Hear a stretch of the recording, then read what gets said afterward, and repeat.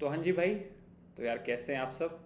I hope यार आप सब बहुत ही बढ़िया होंगे और ऊपर वाले की आप लोगों पे बहुत ही कृपा होगी और अपना पढ़ाई लिखाई पे ध्यान दे रहे होंगे। थोड़ा प्रोटेस्ट में कम जा रहे होंगे, ठीक है, सपोर्ट दिखाओ बट पढ़ाई लिखाई पहले है ना? तो उसी पढ़ाई लिखाई को बढ़ाने के लिए मैं आपकी करंट अफेयर्स की जो क्लासेस पहले चलती थी वो दोबारा कंटिन्यू कर रहा हूँ। कुछ पर्सनल रीज़न की वजह से यार मुझे स्टॉप करनी पड़ गई थी, बट काफ़ी बच्चों के मैसेजेस वगैरह थे कि सर हेल्प होती है। और ऑब्वियसली आपके जो यूपीएससी एग्जामिनेशन है आप देख रहे हो कि वो ना पूरा का पूरा करंट अफेयर्स पे ही बेस्ड होता जा रहा है। कैसे कि जो भी सब्जेक्ट वाइज भी क्वेश्चन आ रहे हैं वो भी करंट अफेयर से रिलेटेड हैं और काफ़ी ज़्यादा आईआर का पार्ट आ रहा है, स्कीम्स का पार्ट आ रहा है, इंटरनेशनल इंस्टीट्यूशंस का पार्ट आ रहा है। तो इसीलिए डेली करंट अफेयर्स करोगे तो यार आपका स्टैटिक भी रिवाइज होता रहेगा। करंट अफेयर्स तो होंगे ही होंगे, जो आता होगा वो बढ़िया है, जो नहीं आता होगा वो आ जाएगा, ठीक है। तो ये बहुत ही ज़्यादा इंपॉर्टेंट है। मैं बड़ी बात ना बोलूँ तो अगर आप इसे भी फॉलो करते रहेंगे तो आप 50 to 60% पेपर इन्हीं से कर सकते हैं। तो यस सर, स्टार्ट करिए। पहला आपका करंट अफेयर्स है आज का। यार ये थोड़ा सा ना थोड़ा जोक हो गया। जोक क्या यार, इंडिया में या फिर डेवलपिंग नेशंस में जहाँ थोड़ी सी सिक्योरिटी पे कमी होती है या फिर यार लोग ना थोड़े खुराफात होते हैं। अब किसने सोचा था कि एक 3500 किलो की कैनन, एंटी कैनन, जो लगभग 14 या 15 ही बची हैं कंट्री के अंदर, ये चोरी हो गई एमपी से। एमपी के अंदर एक फोर्ट है आपका जिसका नाम है नरवार फोर्ट। ये वहां से चोरी हो गई। मतलब आप लेवल देख रहे हो चोरी का कि 3500 किलो की कैनन ले गए और पुलिस वाले कहते हैं, मतलब वहाँ की अथॉरिटीज़ कहती है कि यार 30-40 किलोमीटर तक तो यहाँ पे कुछ है भी नहीं, खुला खाली एरिया है। 20-30 30-40 किलोमीटर तक खाली एरिया है। मतलब वो ले कैसे गए होंगे, किसी ना किसी की नज़र में तो आए होंगे। तो पता चल रहा है कि वो शायद उन्होंने पार्ट्स डिसमेंटल करे हैं, उसके अलग अलग पार्ट निकाले हैं फिर लोड करें। मतलब कहाँ थी सिक्योरिटी? तो ये अपना है, थोड़ा दिक्कत है अभी भी इंडिया के अंदर। तो ये चोरी हो गई है वहाँ से। मतलब अभी चोरी तो नहीं बोल रहे, वो लोग बोल रहे हैं कि लॉस्ट हो गई है, मिसप्लेस हो गई है। बट अब क्या, जेसीबी चलवा रहे हैं वहाँ, जेसीबी चलवाने से क्या है, लोग देखेंगे वहाँ बस। तो Hunt zeros in a village, Rajasthan और एमपी के बॉर्डर पे लगता है ये एरिया। नरवार फोर्ट है, कहाँ है? शिवपुरी एमपी में। शिवपुरी एमपी। अब यहाँ से ऐसा नहीं है कि आपसे एक क्वेश्चन पूछ लेगा कि भाई एक आपकी तोप कैनन बोल रहा हूँ, तोप कुछ भी बोल लो, वो चोरी हुई थी, ऐसा कुछ नहीं पूछेगा। ये पूछ सकता है नरवार फोर्ट कहाँ पर है। ये आपका शिवपुरी एमपी में। और यार आपको बहुत रटना नहीं होता इन करंट अफेयर्स का, मतलब यही है, पढ़ो, कल पीडीएफ से रिवाइज करो और बहुत है इतना। क्योंकि ये इंसिडेंट्स आपके दिमाग में रह जाते हैं कि यार हाँ वो कैनन चोरी हो गया था, कमाल की बात होगी बताओ, नरवार फोर्ट में। तो इसीलिए current affairs as a story की तरह पढ़ना बहुत इंपॉर्टेंट है। ये फोर्ट शिवपुरी एमपी के अंदर है, ठीक है। अब इसकी सिक्योरिटी का जिम्मा होता किसके पास है? वो होता है आपका एएसआई के पास, ठीक है। एएसआई का आपको पता होगा, आर्कियोलॉजिकल सर्वे ऑफ इंडिया, इसके पास इसका जिम्मा होता है। अब एएसआई जो है आजकल आपको पता है कि जो ये पब्लिक इंस्टीट्यूशंस हैं इनका बहुत ज़्यादा हेडक्वार्टर्स पूछा जा रहा है कि एस्टैब्लिश्ड कहाँ पे है मेन। तो एएसआई का भी जान लो। पहले बताओ, एएसआई क्या स्टैट्यूटरी बॉडी है? क्या ये स्टैट्यूटरी बॉडी है क्या? स्टैट्यूटरी मतलब क्या इसको बनाने के लिए पार्लियामेंट में लॉ पास हुआ था, उसको स्टैट्यूटरी बोलते हैं। कॉन्स्टिट्यूशनल कौन सी बॉडी है जिसका नाम कॉन्स्टिट्यूशन में शामिल हो जाता है, वो अलग केस है। ये स्टैट्यूटरी बॉडी नहीं है। ये काम करती है मिनिस्ट्री ऑफ कल्चर के अंडर डायरेक्ट ही। तो ये चीज़ ध्यान रखेंगे। हाँ सर ध्यान रखेंगे। ये बनी कब थी यार? ये आपकी हिस्ट्री बुक्स के अंदर अच्छी तरह मेंशन्ड है, आपकी एनसीईआरटीज़ के अंदर। तो ये 1861 के अंदर ये बनी थी। कौन था इसका फर्स्ट सर्वे जर्नल, कौन था? ये क्वेश्चन उसके ऊपर बनता है कि आपका पहला सर्वे ऑफ इंडिया किसने करवाया था, तो सर्वे जर्नल कौन था? एलेक्जेंडर कनिंगनम। मैं थोड़ा नाम में और स्पेलिंग में थोड़ा कमाल कर सकता हूँ तो देख लेना। कनिंग गम, एलेक्जेंडर कनिंघम। ये इसका पहला सर्वे जर्नल था, या फिर आप बोल सकते हो इसी ने स्टैब्लिश करी थी 1861 में। अब ये सब सर क्या बोल रहे हो, एफ कैट के अंदर ये काफ़ी पूछ लिया जाता है भाई। एफ कैट के अंदर थोड़ा सा स्टैटिक चीज़ें ऐसी पूछ ली जाती हैं, और सी डी एस के अंदर भी देखो पैटर्न चेंज होता रहता है, घुमाते रहते हैं चीज़ों को। तो 1-2 साल से आ रहा है कि स्टैटिक और इनके हेडक्वार्टर्स कहाँ पे है ये पूछ लिया जाता है। तो इसका हेडक्वार्टर कहाँ पे है भाई, आप मुझे कमेंट में बताओ, कमेंट से बताओ उसका हेडक्वार्टर एस्टैब्लिश्ड कहाँ पे है मेन। तो ठीक है, कमाल की न्यूज़ ध्यान रखोगे, तोप चोरी करके ले गए है ना, तो ये चीज़ें ध्यान रखेंगे गुरुजी। ठीक है सर, आगे बताओ। अमिस्तद, अमिस्तद, अमिस्ताद ये वर्ड है। तो इसके लिए जो ये क्या है, एक ये आपका इंडियन आर्मी का एक मिशन था वेनेजुएला में। वेनेजुएला के अंदर इंडियन आर्मी का मिशन था, ये ऑपरेशन था। क्या था, कौन सा ऑपरेशन था ये रिलीफ ऑपरेशन था। क्यों, वेनेजुएला के अंदर क्या आ गया था, अर्थक्वेक आ गया था बहुत खतरनाक। जून की बात है, 28 जून के आसपास की बात है, 20 के आसपास। ठीक है, वेनेजुएला में अर्थक्वेक आया था। तो आपको पता है कि इंडिया अपनी सॉफ्ट पावर बढ़ाने के लिए, अब यार पैसे तो हमारे पास इतने ज़्यादा हैं नहीं कि हम लोग पैसे बांटते रहें चाइना की तरह, बट हाँ सॉफ्ट पावर के हम मदद आपकी फिजिकली या फिर अपने एसेट्स जितनी भी हमारे पास हैं उनका यूज़ करके आपकी जितनी मदद कर सकते हैं वो हम करेंगे। तो इसको सॉफ्ट पावर बोलते हैं कि यार उस बंदे ने हमारी मदद करी थी उस टाइम, है ना। तो जब जियो पॉलिटिकल डिसीजंस लेने होते हैं तो ये चीज़ें बहुत काम आती हैं, कंट्रीज़ को ध्यान रखती है। तो मदद करी थी वेनेजुएला की हमने अर्थक्वेक के टाइम पे। इसका नाम है अमिस्तद।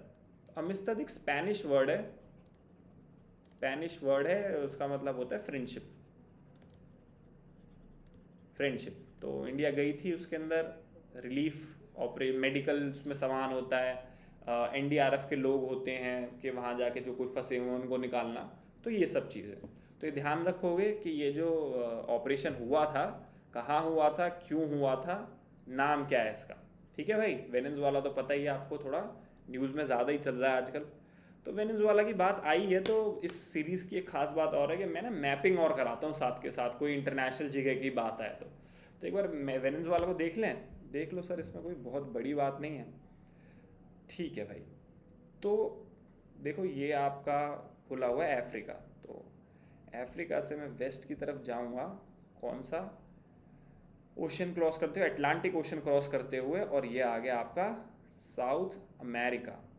साउथ अमेरिका कॉन्टिनेंट में सबसे टॉप पे देखोगे वेनेजुएला। वेनेजुएला से कौन कौन सी कंट्री लग रही है, वेस्ट में कोलंबिया है, ईस्ट के अंदर गुयाना है, गुयाना, ठीक है, और साउथ में है आपका कौन, Brazil.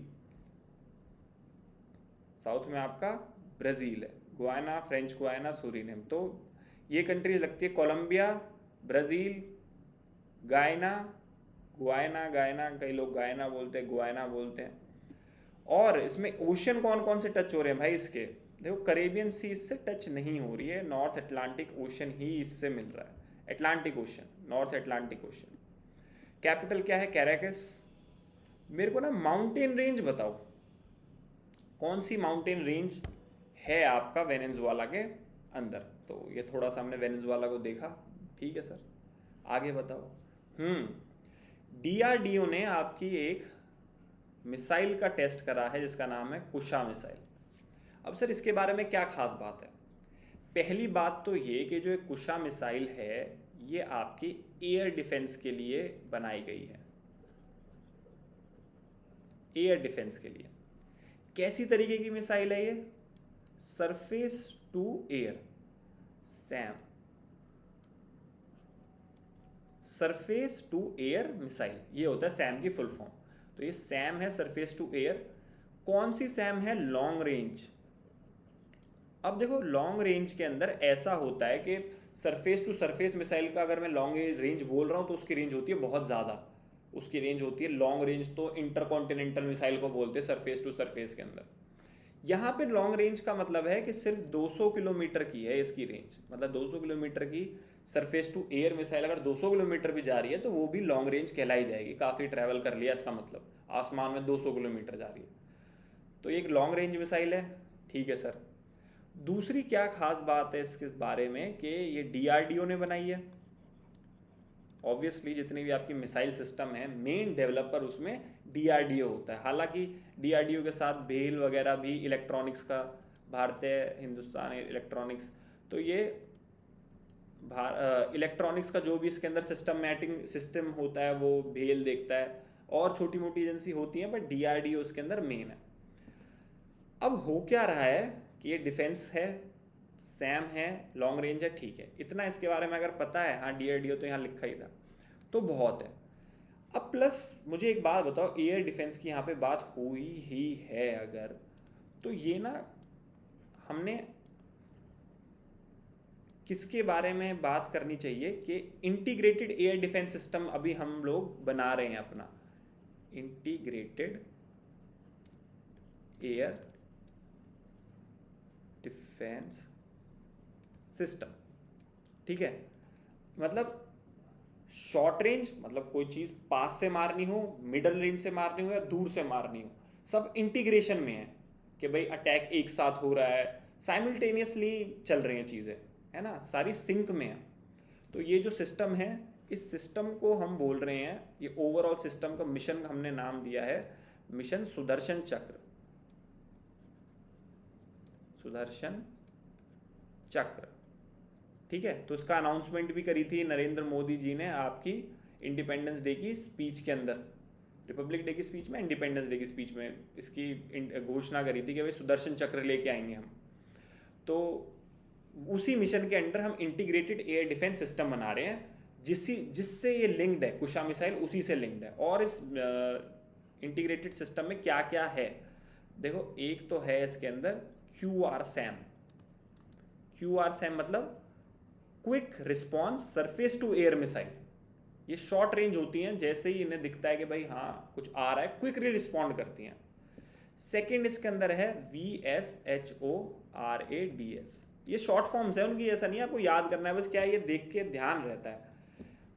Very short range air defence system, very short range air defence system.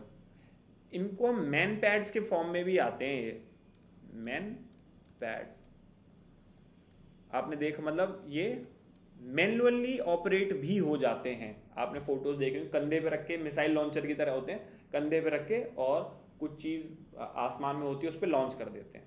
तो इसको बोलते हैं very short range air defence system. और इसमें तीसरी चीज़ क्या है, DEW, directed energy weapon system. Directed energy, electromagnetic radiations होती हैं और डायरेक्ट टारगेट पे जाके लग जाती हैं। अभी आपने देखा होगा इजराइल ने भी अपना directed energy weapon system, laser system को लॉन्च करा है। लेज़र सिस्टम इसी की तरह होता है, सिमिलर, और ये भी एक अलग तरीके का होता है। तो ये तीनों चीज़ मिला के हमारा इंटीग्रेटेड एयर डिफेंस सिस्टम बनाती हैं। हालांकि इसके बारे में कभी हम अगली और किसी क्लास में डीप में बात करेंगे। तो एक कुशा मिसाइल इसी का पार्ट है, इसी के साथ मिलकर चलेगी, ठीक है।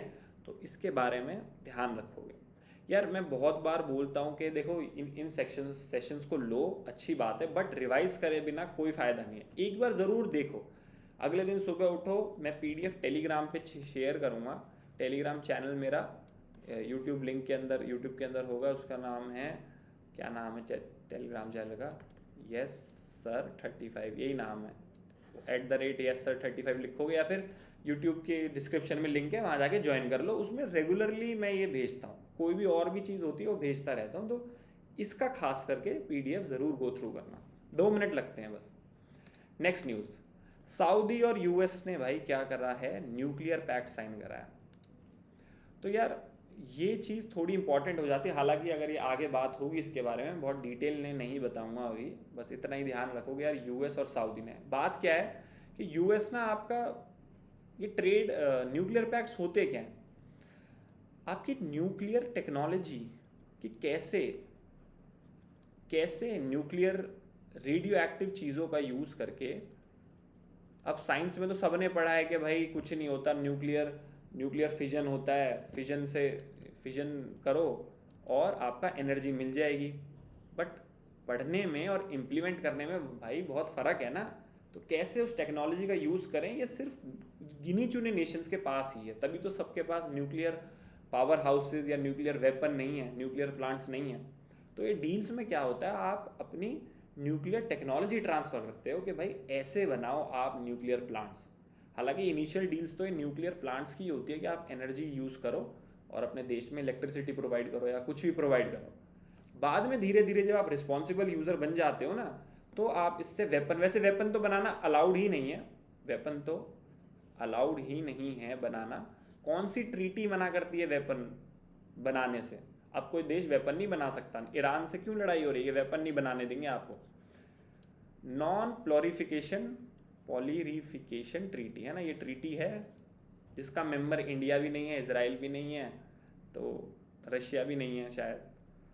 तो ट्रेड डील साइन हुई है, ये थोड़ा सा ध्यान रखना है। अब ये मैंने डाला इसलिए भी था, मैं आपको थोड़ा मैपिंग दिखाऊंगा सऊदी अरेबिया की।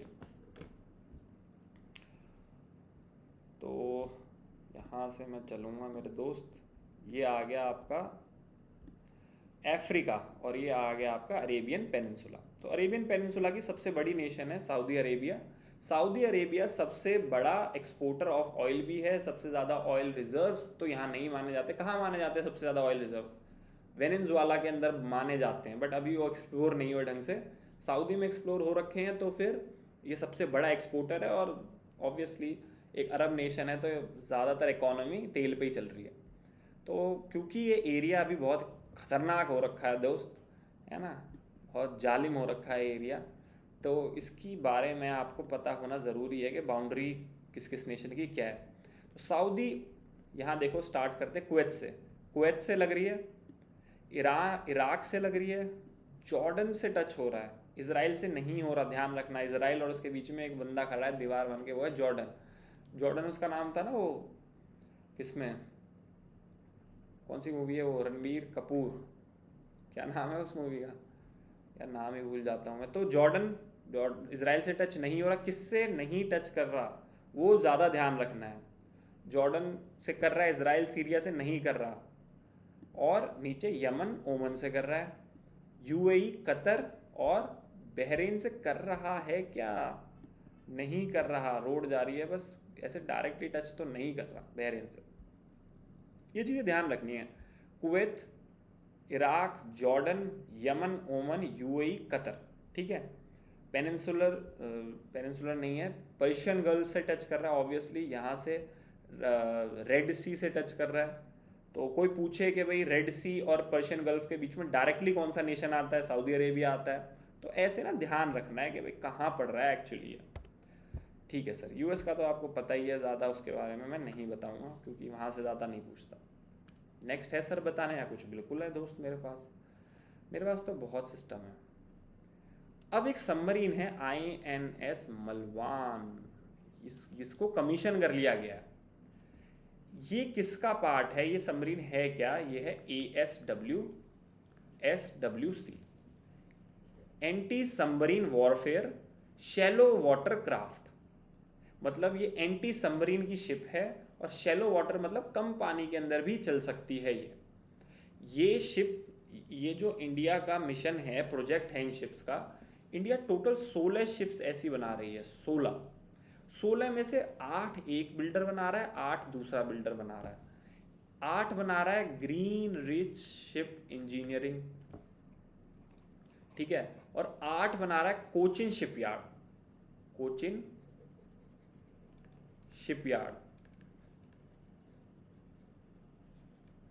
ठीक है। 8 GRE बना रहा है जो कोलकाता बेस्ड है,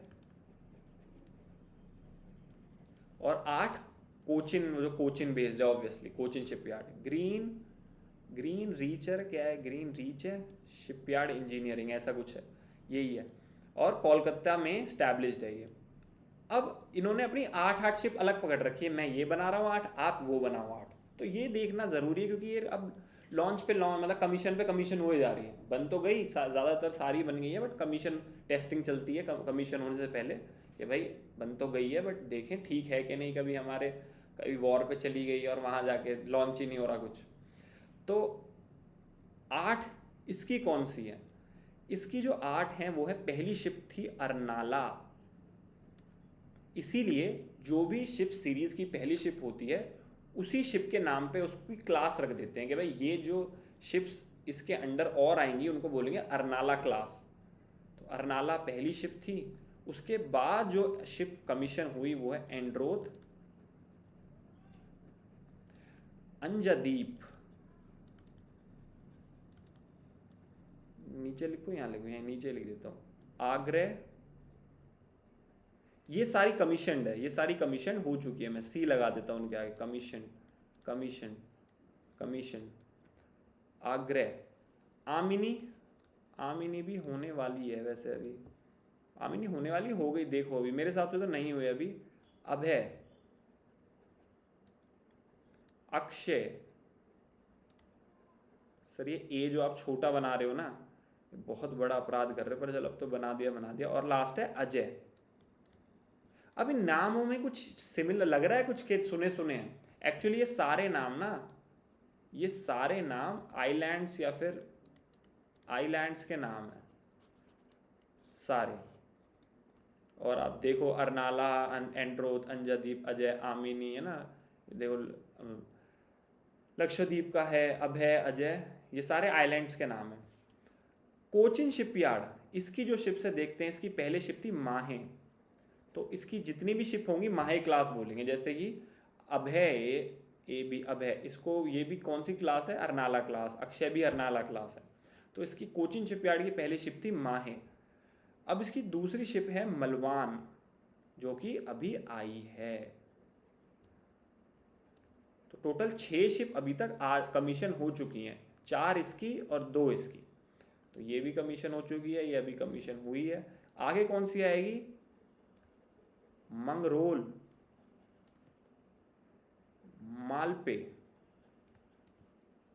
मेरे ऊपर तो नहीं आ रहा मालपे, अरे आ रहा है थोड़ा सा, कोई नहीं, यहाँ लिखता हूँ थोड़ा। मुल्की,